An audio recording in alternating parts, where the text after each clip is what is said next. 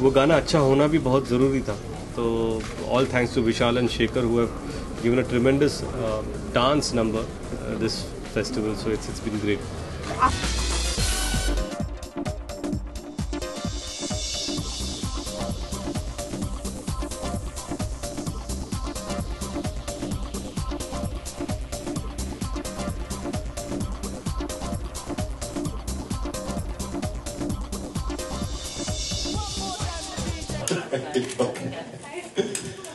रितेश, एक quick question आपसे कि म्यूजिक ऑब्वियसली हमारी जिंदगी का बहुत बड़ा हिस्सा है और रवि यादव हमेशा जाने जाते रहे हैं कुछ ऐसे सोशल कॉजेस पे, फिर वो नटरंग हो, फिर आपकी प्रोड्यूस की हुई फिल्म हो बालक पालक हो. ये क्या उनके लीग से थोड़ी हटकर फिल्म है अगर पूछूं, जो पहले हमने दोनों फिल्में देखी? आई थिंक रवि यादव हमेशा कुछ सोशल इश्यूज पर टिप्पणी करते हैं, पर अपने कमर्शियल वे में करते हैं और उनका एक अपना अंदाज है. हर फिल्म आप उनकी मराठी में ले लो, एक म्यूजिकल ब्लॉकबस्टर रही है. Music is very strong with his music, cinematic music जो होता है उनका बहुत ज़्यादा स्ट्रॉन्ग है. और मुझे लगता है he believes in human stories. और एक इंसान को पकड़ते हैं उसके लाइफ के थ्रू आपको अलग अलग चीज़ें देखने को मिलेंगी.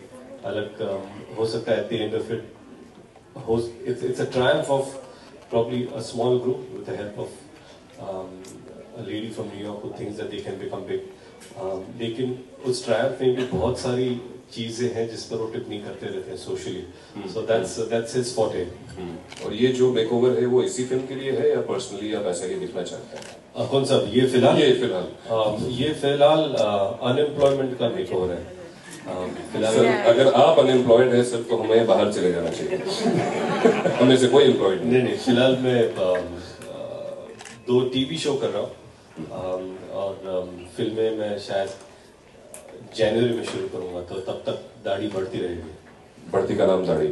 The lady from New York, as the role suggests, and in real life too. And real life too, yeah. So how real is the real life in this film? That was very confusing. I will bring down to you. It's very real for me. Is that working? Yeah. It was very real for me, so I was very excited when I heard the story, when I heard about the character, because it's great when you're cast properly, because then it becomes more believable, and that's the idea, to be as real as possible. And for me, I felt so at home, and I think more at ease than with other characters I've had to play, so that was a blessing as well. I'm sure you must have answered this question a million times by now. Yeah? Yes. Yeah. Have you ever heard of banjo before working in this film? I have heard of banjo in a song in America that we sing, but it's not the same banjo. So I only learned about the banjo, which I learned is actually the bul tarang, right? I just want to make sure. Okay. And so it's my first time learning about the instrument and hearing the instrument. So it was very exciting. Krishika, so जब आपके पास इस film का project आया या concept आया, तो आप पहले दिन से ही कन्विंस थी कि हाँ इस मुद्दे पर इन लोगों के साथ ये फिल्म बननी चाहिए?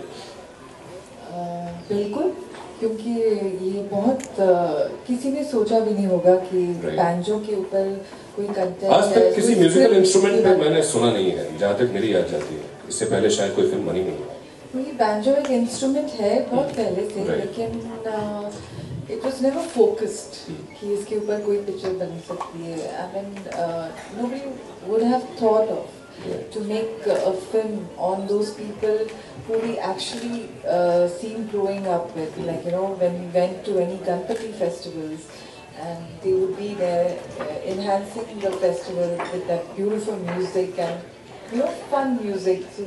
So it was a very beautiful thought behind this whole concept also, to give them respect, to make sure that they will get a lot of respect after, you know, after we finish the festival. We just forget them and we just tell them to move aside, and, you know, a lot of they are really badly treated, I feel. So our team had a beautiful thought also behind this. This is also one of the thoughts, so why not speak about the street musician. It's not only Maharashtra, it's about all the street musicians in India. Let it be Lucknow, Punjab, and Rajasthan, like all over. Even South, Yeah, all over India. So when I heard, I felt there's a lot of potential in the script, and so then we worked towards it, fine-tuned it, and a lot of things changes, and here we are with the Banjo team. So all the best. Banjo का base एकदम तैयार है. 23rd September, right? That's the release date. And I am eagerly waiting क्योंकि musicians पे film बहुत कम बनती है. Banjo पे फिल्म बन रही है और रितेश को इस अवतार में देखना मेरे लिए बहुत सरप्राइजिंग भी है, शॉकिंग भी है. मैं देखना चाहता हूँ कि उस फिल्म में क्या हो रहा है. रितेश, गणपति बप्पा का फेस्टिवल की शुरुआत हो गई, मतलब it's 8th day today and your promotions are going on, so how much you are enjoying नहीं, आई थिंक फेस्टिविटीज़ देश भर में चल रहे हैं और इसी के दौरान बैंजो के प्रमोशन भी ज़ोरों शोरों से चल रहे हैं और ख़ासकर कि बैंजो की फिल्म की शुरुआत हो या प्रमोशन की शुरुआत ये भी बाप्पा के गाने से हुई है और अच्छा लगता है कि जब भी हम गाड़ी से जा रहे हैं तो हर मंडल में बाप्पा का गाना बज रहा है. So it just feels great that आप उनके फेस्टिविटीज़ में भी अपने गाने के द्वारा एक छोटा सा हिस्सा बन चुके हो. So it feels great. I am happy and wishing everyone a happy Ganesh Utsav and be safe. Like you've been to Mumbai, it's been many years you are here, but how much you enjoy this festival a lot, and this time it's being a part of the promotion also, so how much you enjoy the moment? Well, I think all festivals are very exciting, but this one is probably the most exciting. And now being part of a film and promoting during this festival time, it's fun. Don't you feel that 23rd is a bit late for the release, rather than releasing this on this festival during the festival? We wanted the audience to enjoy our music and wait for the film, because after they have really imbibed the music during the festival, so they will enjoy watching the film after everything is done. जी sir. Banjo, मतलब now you completely playing the whole banjo, you completely know about the banjo more, or is it something nuances or something? अभी जो festival के दौरान बहुत से नहीं, मैं आप बताओ आप कौन से भाषा में इसका जवाब दूँ? आप बताओ ना. आप इंग्लिश में पर जवाब दूँगा, हिंदी में चलेगा? ओके. तो सबसे पहले मैं बताना चाहूँगा कि बैंजो ये जो इंस्ट्रूमेंट है ये मेरे लिए नया नहीं है. मेरे घर में बचपन में एक बैंजो हुआ करता था. मेरे कुछ दोस्त थे जो बैंजो बजाया करते थे बैंजो पार्टीज़ में. लेकिन ऑफ कोर्स पिछले 20 सालों में मैं इस चीज़ से वाकिफ़ नहीं था. लेकिन आज जब ये स्क्रिप्ट आई और फिर ऐसा ऑप्शन मिला और अपॉर्चुनिटी मिली कि मैं बैंजो बजाऊं, तो मैं ये नहीं कहता कि मैं उतनी अच्छी तरह बजा पाता था, पर येस मैं इंस्ट्रूमेंट को जानता था, तो मेरे लिए वो एलियन नहीं था. और देन वी वर्कड हार्ड. कई सारे बैंजो प्लेयर्स से मुलाकात हुई, उनसे बातें हुई किस तरह बजाया जाता है. बैंजो खास तर बैठकर बजाया जाता है लैप पर रख के. और रवि जी चाहते थे कि हम एक रॉक स्टार ग्रुप की तरह परफॉर्म करें, तो we try to play banjo standing up tall. And उसके लिए काफ़ी सारी रिहर्सल्स करनी पड़ी कि किस तरह का बॉडी लैंग्वेज होना चाहिए. होपफुली अगर आप प्रोमो देखें, गाने देखें, तो आपको ये लगे कि उस पर थोड़ी बहुत मेहनत हम लोगों ने की है.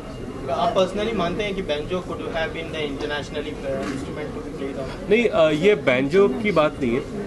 It represent every street performer जिसे अपॉर्चुनिटी नहीं मिलती. ये ऐसा नहीं कि चलो बैंजो तो एक ज़रिया है, हो सकता है कहीं और कोई और इंस्ट्रूमेंट हो. तो it's the question is not about instrument but about people involve with it and behind it. और मुझे लगता है कि बैंजो टैलेंट की बात टैलेंट की आती है, कि कोई भी टैलेंटेड इंसान किसी भी इंस्ट्रूमेंट को अगर अच्छी तरह बजाए तो वो आपका अटेंशन आकर्षित कर सकता है। अच्छा रितेश, इस फिल्म में अगर हम देखें तो आपका लुक सबसे ज़्यादा एक्साइटिंग है। लोग जिस तरह से देख रहे हैं आपको, तो आपको किस तरह से रिस्पॉन्स मिला जब पहला लुक आपका आया? नहीं, अब ये लुक पर भी बहुत सारी रस्सी खींच हुई है, क्योंकि मैं उस वक्त हाउसफुल शूट कर रहा था, जो इरोस की फिल्म थी, और उसी वक्त दो स्केड्यूल के बीच हम लोग बैंजो शुरू करने वाले थे, लेकिन कृषिका और रवि ये दोनों ने कहा कि उन्हें बाल लंबे चाहिए, तो we push the film by 5 months, और हम लोगों ने फिर I started growing my hair, growing my stubble, we worked a lot, and I am glad कि आपका ये सवाल या कहीं पे भी जाता हूँ तो शायद इतने सालों तक जैसे मैं दिखाऊँ उससे काफ़ी अलग इस फिल्म में लग रहा हूँ, and that's all thanks to my producer, my director, who believed that I could pull off something like this. Narendra, just tell us about Ritesh Deshmukh as an actor. And how much Marathi you And learned? how much Marathi you learn? Better say good things. Better say good things? Okay. Yeah. Marathi, I learned some words, but I've forgotten them already. My only 2 words now is chakas Huh? and mustard. Mustard. Mustards. Mustard. That's it. That's all I remember. And working with Ritesh is a blessing because he's such a wonderful person, first of all. A great actor, which helps. Who helps? Who helps? me? Who helps, yes. Yeah. That's sweet. A very caring person and easy to work with and a lot of fun. So I'm very lucky. Krishna ji, आपको कैसा लगा जब ये film आपके पास आई है? कौन सी ऐसी चीज़ थी जो जिससे सबसे ज़्यादा एक्साइट किया आप? पहले तो कंटेंट ही एक्साइट किया मुझे, क्योंकि कंटेंट बहुत रूटेड और it's a very real story, so because I like working on such kind of subjects, so this was one of them, and it was very it had a beautiful thought, as I said earlier. If we can get a little respect to all the street musicians by after the movie is released and after people have realized, I think we've won a lot of hearts. और आप तीनों को सबसे ज़्यादा मैं ये कहना चाहूँगी कि इस फिल्म ने गणपति के मौके पर आकर बहुत ज़्यादा एक्साइट किया। हर जगह आपके गाने बज रहे हैं, तो किस तरह से आप लोगों को फीलिंग लग रही है कि भगवान की बहुत ज़्यादा ब्लेसिंग लग रही है? Of course, I just spoke to Ritesh. I said whenever our song is playing, we just feel like dancing, or our hands are moving, our feet are moving. And Ritesh, you? No, I just feel कि कभी-कभी हर film और जो भी उसके इर्द गिर्द हो रहा है उस चीज़ का नसीब होता है। वी वर लकी कि एक ऐसी डेट मिली जो फेस्टिवल के इर्द गिर्द थी। एक ऐसा गाना था फिल्म में गणपति का जो इस फेस्टिवल में हम लोग रिलीज़ कर पाए, और ख़ास बात यह है कि वो गाना अच्छा होना भी बहुत ज़रूरी था। तो all thanks to Vishal and Shekhar who have given a tremendous dance number this festival, so it's been great. आपने कितना एंजॉय किया? वैसे मराठी लुक है, आप खुद महाराष्ट्र है, तो कितना इस चीज़ को लुक जब सेट पे नहीं, सी आई टेल यू व्हाट, ऐसा लग रहा है लोगों को कि मराठी लुक है, actually it's a Mumbai boy, और इट्स नॉट, इसका मिल्यू मराठी नहीं है, इसका मिल्यू मुंबई है, मुंबई बेस्ड। तो यहाँ पर ऐसा है कि कोई भी किधर से आता है, इट्स अ ह्यूमन स्टोरी। तो yes, director is from Maharashtra, I am a Marathi boy. Living that aside, I think it's a story के जो हर कोई रिलेट कर पाए।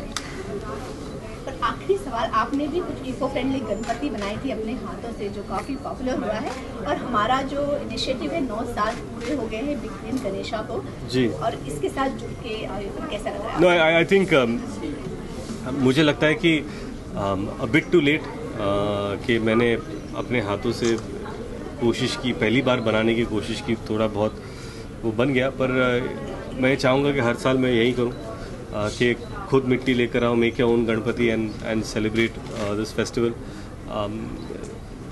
क्या है कि एनवायरनमेंट, पर्यावरण, अगर हम उसकी रिस्पेक्ट करें तो वो हमारी रिस्पेक्ट करेगा। जो हम उसे देते हैं वहीं हम वापस पाते हैं, तो ये बहुत ज़रूरी है। And I am want to congratulate you guys for having this green Ganesha, right? Yeah. The big green Ganesha, eco-friendly Ganesha initiative, and I'm glad that we are glad to be here supporting this cause.